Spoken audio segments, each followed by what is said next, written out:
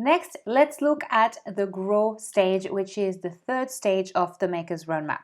It's time to focus on bringing qualified traffic, qualified visitors to your online store, on marketing your products, and most importantly, on getting some sales.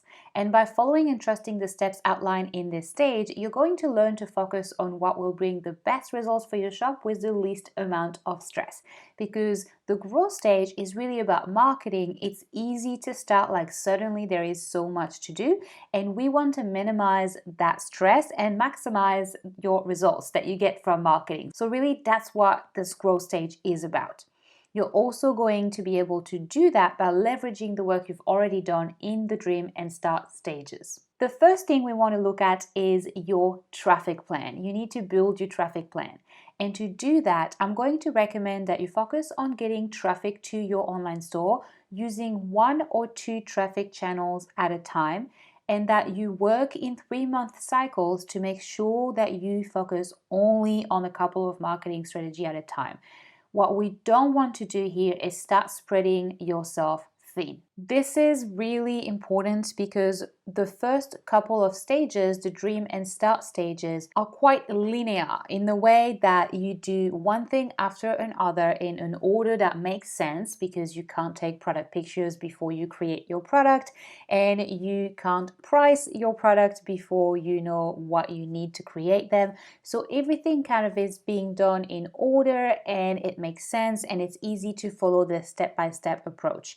But in the growth stage, what I find is that often this is when the overwhelm starts happening, because we feel like we miss out if we're not on Facebook and on Instagram and doing ads and on Pinterest and learning how to do search engine optimization and all of these different things, when really it is counterproductive to try and do too many things at once. So I really recommend that you work in 3-month cycles and you focus on 1 or 2 traffic channels at a time. So maybe you want to use Instagram and you want to use Pinterest, and these are your 2 strategies for those 3 months, and you want to focus exclusively on those for 3 months, and then at the end of the quarter reassess, see the progress that you've made, and see if you are ready to add more to your plate, or if you should just keep doing those 2 traffic channels for now. So it's really, really important, because you'll get much better results when you do that than if you start doing too much of everything, which will mean that essentially you're not doing anything really properly at all. So don't spread yourself thin, work in 3-month cycle, focus on 1 or 2 traffic channels at a time. Also here, I want you to think about what needs to be done daily when it comes to marketing and what can be systemized a little bit more easily. So when you pick the traffic channels that you want to use, you want to keep in mind, of course, your ideal customers that you've defined in the dream stage to really be where they are. So if you think that your customers are using Instagram the most, this is probably a platform that you'll need to put a little bit more effort in. But you also want to consider the type of effort that this social platform will require from you. For example, Instagram is a platform where you do need to be interacting and engaging with potential customers and commenting and really being active on the platform every day, where something like Pinterest might have a little bit more of a learning curve to start with, but it's really something that you can systemize and let do its thing in the background while you work on something like Instagram daily. So it's important to think about this so that you don't overload yourself with too many things to do every day, and really pick the traffic channels that you're going to use in a way that makes sense with the time that you do have to work on your shop. Second thing we need to do in the growth stage is paying attention and keeping an eye on your conversion rate.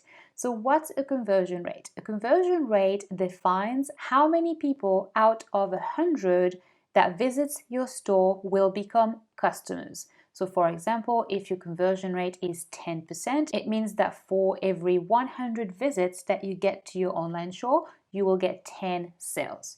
It's important to know what this rate is for your shop so that you can understand if you need to improve it or if you're doing okay with it. Generally speaking, in the e-commerce retail industry, which is the one you'll be working in when you have your online shop, you want to be at around 2%. Anything above that is quite good. Anything above 5% is really good.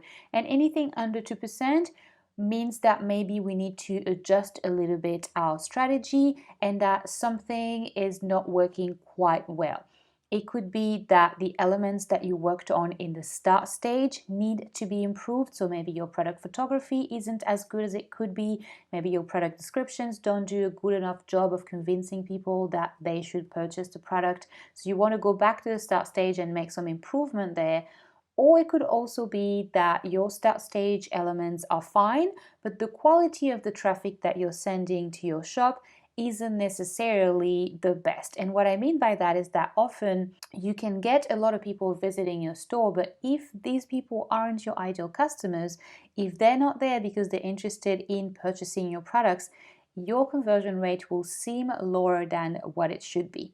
And the most common example here that I have, that I see happen quite a lot, is shop owners promoting their product in Facebook groups, for example, but those Facebook groups are full of other shop owners that click on your link just to check out what you're doing. They might be peers or competitors or interested in your craft and not necessarily interested in actually purchasing your product.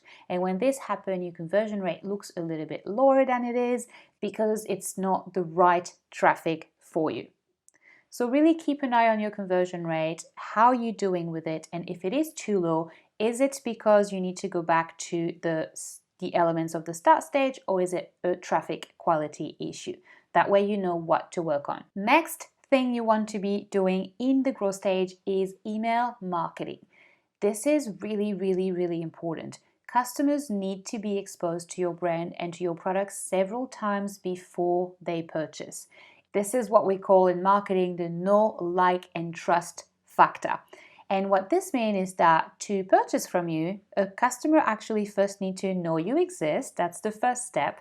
They need to like what you do. That's the second step. And then they need to trust you, which is the third step.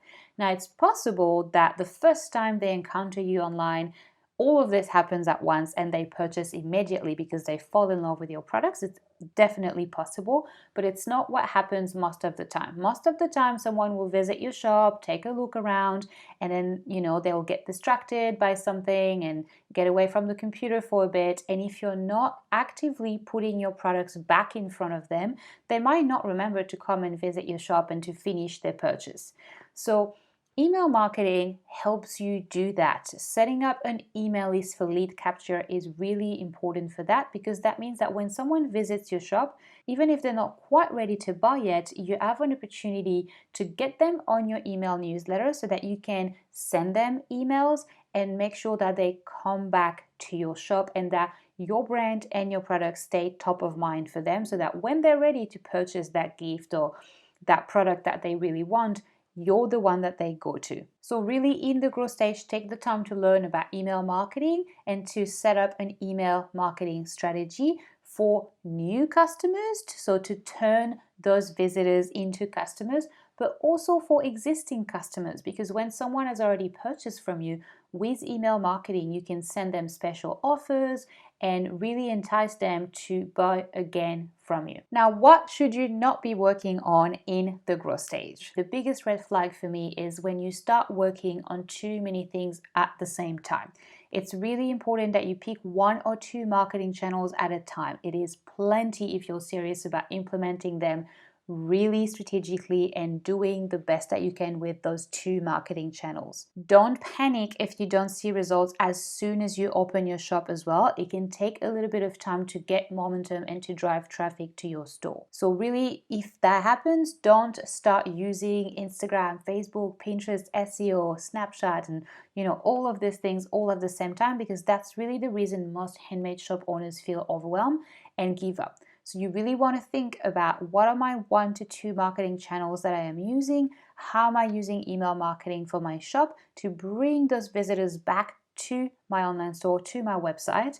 And keep focusing on those 2 channels until you really leverage them and start seeing traffic from them before you add more to your plate. Finally, the green lights for the growth stage are that you are making consistent and predictable sales. So you know that sales are happening every month, every week, and you can predict roughly on average how much sales you are going to be making each month, but there's also room for growth and you'd like to get even more sales happening.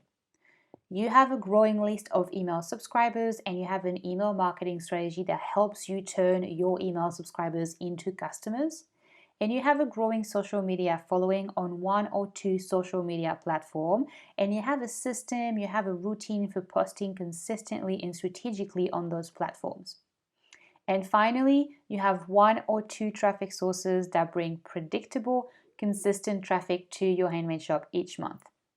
That means that you know that you can count on, for example, Instagram, or that you can count on Facebook or on Pinterest to bring a certain amount of visitors to your shop each month. When you have those 4 elements and you feel confident that these statements are true for you, you're ready to move to the scale stage.